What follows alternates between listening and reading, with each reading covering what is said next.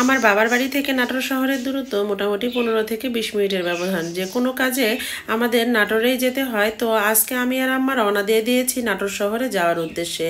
তো নাটোর শহরে কেন যাচ্ছি, কী কারণে যাচ্ছি, সেটা নিয়ে থাকছে আজকে ছোট্ট ভিডিও। হ্যালো বন্ধুরা, আসসালামু আলাইকুম। আমি আর আম্মা নাটোর শহরে যাওয়ার জন্য একটা অটোরিকশায় উঠে বসলাম এবং অটোরিকশা রওনা দিয়ে দিল নাটোর শহরের দিকে।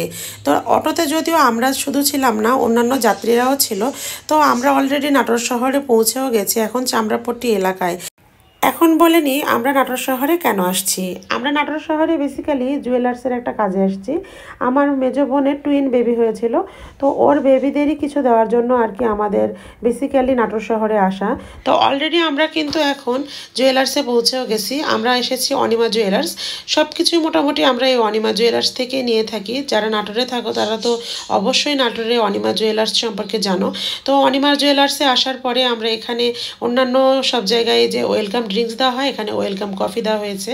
এখানকার কফিটা খেতে কিন্তু অনেক মজা লাগে। তো যাই হোক, আমি কিন্তু এখানকার কফিটা কোনোভাবেই মিস দিই না। তো এখানে আমি কফি খাচ্ছিলাম এবং জুয়েলার্সে মোটামুটি ভিড় ছিল। তো একটার পর একটা সার্ভিস দিয়ে থাকে ওনারা, আমার খুবই ভালো লাগে।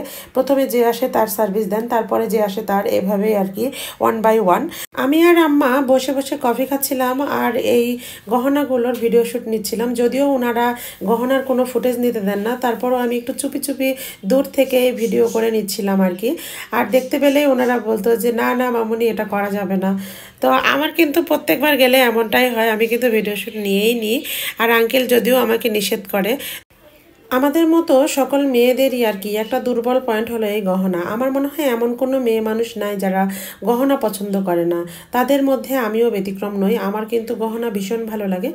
গহনা যদিও আমি রাখতে বেশি পছন্দ করি, ইউজ করতে খুব একটা বেশি পছন্দ করি না। তো যাই হোক, এখনও যদিও আমাদের পালা, এখন আঙ্কেল আমাদেরকে সার্ভিস দেবেন, যে এই কারণে আঙ্কেলের কাছে আসলাম। এবং এখানে এসে একটা চেন দেখছিলাম, যদিও আগে একটা চেন নিয়ে যাওয়া হয়েছিল। আমরা সেম ওই আগের যতটুক স্বর্ণ ছিল সেটার অনুপাতেই আমরা এখন একটা স্বর্ণের চেন নিব আর কি। তো এখানে একটা চেন বাছাইও করে নিলাম।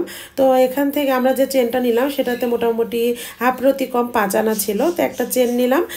এখান থেকে আমার একটা বাসা ইউজ করার জন্য একটা আংটি ভীষণ পছন্দ হয়েছিল। আংটিটা আমার এত পছন্দ, যেটা আমি নেওয়ার জন্য আঙ্কেলকে বললাম কতটুকু স্বর্ণ লাগবে। তা আঙ্কেল বললো মোটামুটি 2 আনা 2.5 আনা হলেই হবে এটা।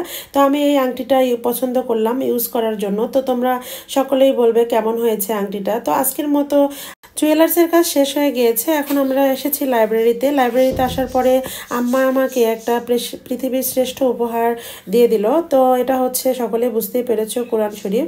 আম্মা আমাকে একটা কোরআন শরীফ কিনে দিয়ে এলো।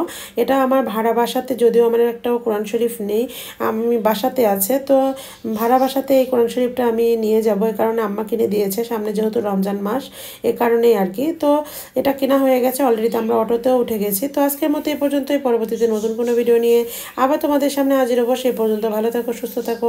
আর ভিডিওটি ভালো লাগলে লাইক, কমেন্টস এবং শেয়ার করো। ইউটিউব থেকে দেখে থাকলে চ্যানেলটা সাবস্ক্রাইব করো। আর ফেসবুক পেজ থেকে দেখে থাকলে পেজটা ফলো দিয়ে পাশে থেকো। আল্লাহ হাফেজ।